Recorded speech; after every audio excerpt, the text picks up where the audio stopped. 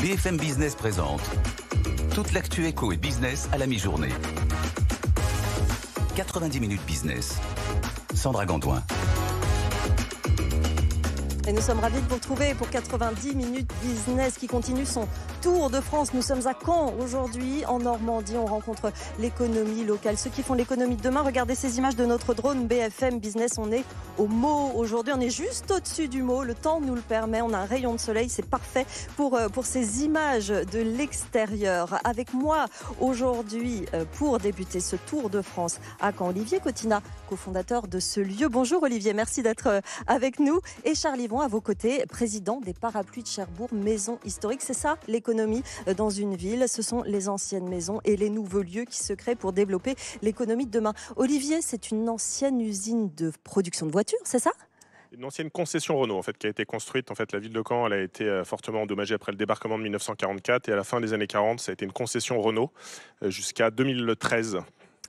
Parlez-nous un petit peu de ce lieu. Vous l'avez fondé en 2021. Il a ouvert en 2021. C'est un projet qu'on a commencé en 2015 avec la conviction qu'aujourd'hui, les problèmes qu'on doit affronter, qu'ils soient sociétaux, environnementaux, sont tellement complexes que uniquement des coalitions, des collectifs d'acteurs peuvent le résoudre. On s'est implanté à Caen pas par hasard, parce que c'est la terre du débarquement, donc la plus grande coalition un peu qui a changé le cours de l'histoire. Et l'ambition de Moho, c'est justement de créer ces coalitions pour essayer de résoudre des problèmes qui peuvent être éminemment locaux ou éminemment systémiques. Donc on va traiter à la fois d'inclusion et on va traiter, par exemple on a annoncé une grande coalition autour de la pollution plastique avec l'université de Berkeley et le BCG. Donc c'est un peu ces deux prismes qu'on essaye de faire avec un lieu qui est assez unique, parce que du coup c'est le premier collider en Europe. Donc un collider, c'est un lieu qui fait vivre de manière pérenne et continue des populations ensemble, différentes. Et par exemple, aujourd'hui même, on a 300 étudiants, dont c'est le campus. Donc tous les jours, ils viennent étudier ici. On a des start-upers, on a des salariés de grands groupes, des salariés de TPE, des chercheurs. Et on a 1500 mètres carrés qui sont ouverts et gratuits au public, où on accueille des ONG, des assos qui vont travailler soit sur des sujets d'inclusion ou de transition environnementale. Et ça répond réellement aux questions, parce qu'il y a 50 bureaux, 500 postes, 9 salles de créativité, de formation, une salle de sport. Ça bouge et pourtant, on est là depuis très tôt ce matin. Il y a du monde depuis très tôt ce matin. Ça circule, ça discute, il y a des restaurants. On peut y rester toute la journée. Vous voulez remplacer ce lieu finalement. Vous voulez qu'on ne retourne pas chez soi. C'était le brief qu'on avait donné quand on a imaginé ça avec Nicolas Géret, qui était mon cofondateur, qui est le cofondateur avec Jean-Claude Charlet et Julien Fayet. On avait donné à l'agence l'architecture d'intérieur, la belle expérience, le brief de construire un lieu qui donne aux gens l'envie de ne pas retourner chez eux en fait. Donc on a effectivement conçu ça avec des restaurants, on a effectivement un gymnase, on a un studio télé. Tout ce que vous pouvez imaginer pour bien travailler. On a une bibliothèque qu'on va ouvrir aussi. Donc on a vraiment essayé de concevoir quelque chose qui pouvait répondre à tous les besoins de l'écosystème qu'on est en train de nourrir et de créer ensemble. Pas un incubateur, pas un accélérateur, un collider. On ne connaissait même pas le terme. Nous, ici, à BFM Business, c'est pour vous dire, vous l'avez dit, c'est le premier en Europe. Quels secteurs sont particulièrement représentés ici? Est-ce que ce sont tous les secteurs? Alors, on essaye, nous, d'être assez ouverts, parce qu'en gros, il y a des gens qui sont très en avance et convaincus sur le sujet, mais on a aussi des acteurs qui sont vraiment de toute l'industrie. Enfin, aujourd'hui, quand on parle de la transition environnementale, ça concerne tous les secteurs de l'activité. Ouais. On a évidemment encore le numérique qui reste encore très prégnant, même si parfois c'est un moyen qu'on utilise. Donc vraiment, c'est assez éclectique. Et nous, on essaye vraiment quand on essaie de concevoir la composition des résidents, on essaye vraiment de mixer au maximum. On a aussi une grosse activité d'accueil événementiel, puisqu'on peut accueillir jusqu'à 1200 personnes. Ouais. Donc on accueille aussi beaucoup de séminaires d'entreprises de la région ou d'Île-de-France. Et même là, on essaye de créer justement des liens entre les résidents qui vont se faire pour que ça soit vraiment un échange qui profite aux deux parties et qu'on apprenne un peu les uns de l'autre et qui donne envie de recruter, de monter des projets ensemble, d'essayer d'accélérer des projets que certaines parties peuvent monter. Charles Yvon, on va parler dans un instant des Parapluies de Cherbourg, maison historique. Mais qu'est-ce que ça vous inspire, la création à Caen de lieux comme ça qui favorisent finalement l'économie de demain, la rencontre entre les entrepreneurs? Ben moi, c'est quelque chose qui me parle parce que c'est ce qui m'anime tous les jours, c'est de faire des rencontres avec des entreprises. En tant qu'entrepreneur, on rencontre beaucoup d'homologues entrepreneurs. C'est vrai. C'est important d'ailleurs pour la survie. C'est super important parce qu'on peut s'aider, se donner des conseils. Et des lieux comme ça où il y a une population qui est différente, et on se nourrit les uns les autres. Enfin, je pense que c'est un vrai lieu de vie. C'est quelque chose qui est extraordinaire. Enfin, je pense que la ville de Caen a la chance d'avoir ce lieu-là. Et il est très bien mis en valeur. Donc, très partisan de ce mode. La chance d'avoir ce lieu. L'Europe, on l'a dit. Non, et puis je pense qu'effectivement, il faut bien avoir en tête qu'on est quand même, comme beaucoup de sociétés, on est quand même un pays qui fonctionne beaucoup en silo. Donc ça commence dès l'école, où parfois nos disciplines, elles sont un peu silotées dans le cursus académique. Et puis comme tu viens de le dire, en fait, on a aussi des entreprises, elles ont besoin de se lier. Et c'est toujours étonnant de voir qu'il y a des entreprises qui sont finalement à quelques dizaines de kilomètres les uns des autres et qui se découvrent en venant ici. On est devenu un des points de ralliement, on va dire, de la région au sens large. Et c'est vrai qu'on voit la valeur de l'échange, parce qu'on est tous un peu dans notre couloir de nage à essayer de travailler sur nos sujets.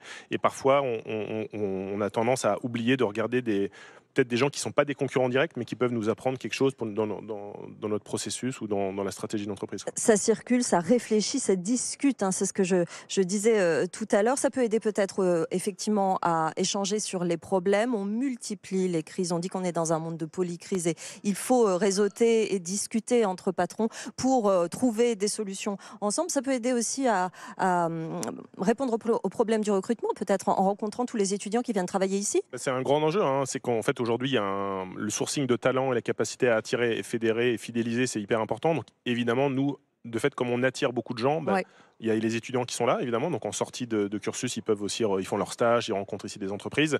Mais c'est aussi, comme il y a vraiment un vivier d'événements qui se passent naturellement, ça permet à nos résidents ou à des gens qui viennent effectivement de pitcher. Et puis avec aujourd'hui, dans un monde post-Covid, on a aussi plein de gens qui en fait travaillent dans des grosses boîtes chez Blablacar, chez Google, etc. et qui sont résidents chez nous. Donc ça donne aussi la possibilité de se connecter avec d'autres parties de l'écosystème directement et facilement. Vous restez évidemment en plateau, Olivier Cotinat. Charles Yvon, vous êtes président des Parapluies de Cherbourg, maison historique. Parlez-nous de l'entreprise. Entreprise familiale, elle date de quand?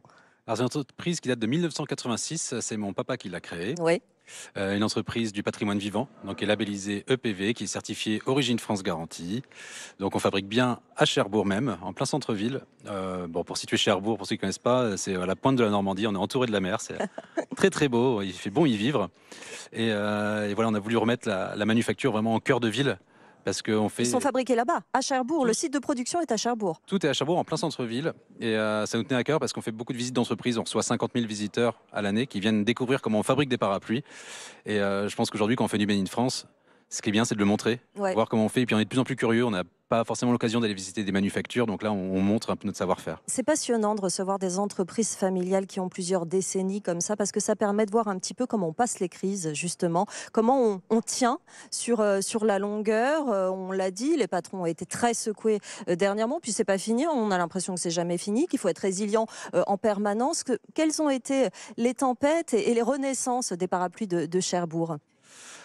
Les tempêtes, c'est le développement, c'est la gestion du développement. Moi, j'ai repris l'entreprise en 2018.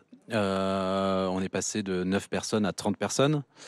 Donc, c'est comment on finance. Moi, je suis plutôt un gestionnaire en bon père de famille, donc on fait tout en autofinancement. Ouais. Donc, ce qui est compliqué, c'est qu'on augmente nos stocks, on augmente les ventes fortement. La production, on l'a multipliée par 4 en 4 ans. Donc, ce qui est beaucoup pour une manufacture, parce que tout le travail est fait à la main. Donc on parle de savoir-faire. Oui, là on est sur pas des parapluies jetables, attention, qu'on trouve dans les petits commerces. On est sur du vrai beau parapluie normand, avec un savoir-faire derrière. Tout à fait. Et le savoir-faire, il n'y a pas d'école de parapluie, donc on est obligé de former les personnes en interne. Il y a 5 ans de formation en interne. Oui. Donc quand on est en croissance, on peut aussi perdre des personnes qui ne s'y retrouvent plus dans l'entreprise. Donc il faut aussi garder tout le monde motivé. Là, je vous invite à venir tous voir la manufacture. Il y a une super ambiance. Tout le monde est content de venir travailler. Donc ça, c'était un de mes objectifs quand j'ai repris l'entreprise. Et aujourd'hui, il est atteint et tout le monde est content. Le succès, c'est que évidemment, il y a des points de vente et une centaine de points de vente en France, c'est ça, il me semble, et plus la vente sur Internet qui se développe énormément. Et Internet qui se développe énormément parce que l'Internet, c'est le premier pas. Enfin, le premier pas, on est présent à l'export, mais ça nous permet d'envoyer les parapluies partout dans le monde tous les jours. On en envoie aux États-Unis, en Afrique, enfin sur tous les continents, en Australie, et tous les jours, les parapluies partent dans les 4 coins du monde. Donc c'est aussi une fierté pour la marque employeur, pour les salariés, de pouvoir travailler avec tous ces pays-là. Vos clients, c'est du client individuel, mais c'est aussi des entreprises qui offrent vos parapluies, vos magnifiques parapluies, en cadeau d'entreprise. C'est quelle part entre le B2B et le B2C? Alors, la part en chiffre d'affaires, on est environ entre 30 et 40% sur du cadeau d'affaires. Par contre, en volume, on est plus, parce que forcément, quand on commande 1000 parapluies, 500 ou 50 parapluies, on n'a pas le même prix que quand on achète un seul. Ça représente, c'est quelque chose qui se développe énormément. Là, je viens de clôturer le bilan, donc j'ai pu voir un petit peu la segmentation. Et c'est une part qui est fortement développée cette année. Et c'est quelque chose qui me tient à cœur parce qu'on offre un beau parapluie qui va protéger la personne à qui on l'offre. On offre tout le savoir-faire français sur du parapluie. On va protéger la personne à qui on l'offre. Voilà, il y a beaucoup de symbolique. Et c'est quelque chose qui dure dans le temps. C'est pas un objet marketing, c'est quelque chose qui va se transmettre de génération en génération. On est au-delà de la caisse de champagne, c'est quelque chose qui va perdurer dans le temps. C'est le modèle anti-bourrasque qui est votre grand succès dans la maison. C'est toujours le cas? Oui, aujourd'hui, c'est toujours l'anti-bourrasque qui représente une bonne partie des ventes parce que c'est des parapluies qui sont très solides. On les a testés à 155 km/h de face. Ouais. Donc on peut affronter n'importe quel temps, normand, mais surtout n'importe quel temps dans le monde entier. Ici, c'est bien, vous pouvez absolument tout tester. Ce sont les conditions de la Normandie. C'est impeccable pour les parapluies de Cherbourg. J'ai une dernière question à vous poser à tous les deux sur l'économie de la région pour les parapluies de Cherbourg. En quoi l'économie de Caen est une force et en quoi, de quelle façon il faut l'améliorer? Alors, oui, Caen, c'est vraiment une force pour la Normandie parce que c'est central. Alors pour Cherbourg, c'est pratique, c'est la route pour Paris. Mais au-delà de ça, c'est aussi un grand vivier étudiant. Et on travaille beaucoup main dans la main avec les écoles d'ingénieurs, les écoles de commerce qui sont situées à Caen. Et on continue à développer. On fait le prix de la vocation internationale avec les conseillers du commerce extérieur où on reçoit beaucoup d'étudiants, où ils gagnent un prix en fin d'année, en fin de parcours. Oui. Et c'est quelque chose sur lequel je m'implique beaucoup parce que je sais que demain, on a besoin de recruter. On sait que le recrutement aujourd'hui, c'est de plus en plus compliqué. On a la chance d'avoir une très belle marque employeur. Voilà, les gens veulent venir, on reçoit des CV tous les jours, donc c'est chouette, mais il faut travailler aussi pour les générations futures. Donc il faut continuer à former, accompagner les étudiants. Et là, des lieux comme le MO, je trouve ça excellent pour ça, parce que on peut faire plein de rencontres extraordinaires. Rencontrer les candidats à l'embauche de demain, Olivier, créer des espaces comme celui-ci qui favorisent justement la rencontre, les échanges, c'est essentiel à l'heure aussi de l'intelligence artificielle. C'est l'économie réelle qui se joue ici. Je pense qu'on a besoin de l'intelligence artificielle, mais après, aujourd'hui, nous, notre métier, c'est vraiment de connecter des gens, quoi. C'est un peu le connecting people réinventé. Et c'est vrai que nous, on a à la fois un pied très local, où on a des clubs d'entreprises qui vont aider les entreprises locales à initier leur transition environnementale, ça s'appelle le Mo Impact Club. Et après, on a un pied vraiment très global, où on va faire des projets avec l'université de Berkeley, avec Stanford, avec des grands noms, des grandes entreprises, des multinationales. Et on se rend compte, je pense, plus on voyage, plus on vieillit, que finalement, on a beaucoup d'atouts localement, de talents, d'expertise. Il y a vraiment beaucoup de start-up en pointe, beaucoup d'entreprises, il y a vraiment un tissu économique fort. En revanche, on a encore un déficit de notoriété, je pense, le marketing territorial. Et nous, on apporte modestement une petite contribution avec ce lieu. Et puis avec tous les programmes qu'on fait, on commence à faire des programmes qui un peu comme le Tour BFM, on va un peu partout en France. Donc Mo fait des programmes un peu en dehors des murs. Et ça, je pense que c'est important. Et ça ajoute aussi à l'attractivité de Caen. Souvent, les gens nous résument à Caen, parce que c'est vrai qu'on a un lieu exceptionnel qui est un peu notre QG. Mais comme on fait beaucoup d'outreach, beaucoup de choses en dehors, ça nous permet vraiment de faire rayonner puis de se rendre compte des qualités de Caen. Un dernier mot sur votre bibliothèque dédiée à l'impact positif, vous nous en parlez un petit peu? Effectivement, on a lancé une campagne sur les réseaux sociaux, on va ouvrir la première bibliothèque au monde dédiée à l'impact positif, ça sera 3000 ouvrages qui vont parler un peu des grands thèmes autour de l'inclusion, de la transition écologique, du leadership, l'innovation, l'entrepreneuriat, et donc chacun peut proposer un livre, donc on a un bit.ly, un bit.ly/positive library en anglais, et vous le trouvez facilement sur les réseaux sociaux, et donc on espère l'ouvrir en 2024. Voilà, et c'est un magnifique lieu. On voit ici que ça circule, on voit des étudiants, on voit des entrepreneurs, des start-upers. C'est extrêmement inspirant de se trouver dans ce lieu. Bravo pour l'avoir fait sortir de terre. Merci Olivier Cottina d'être venu nous voir et de nous accueillir pour ce Tour de France en Normandie à Caen. Merci Charles Yvon d'être venu nous voir, président des Parapluies de Cherbourg. Très bonne journée à vous.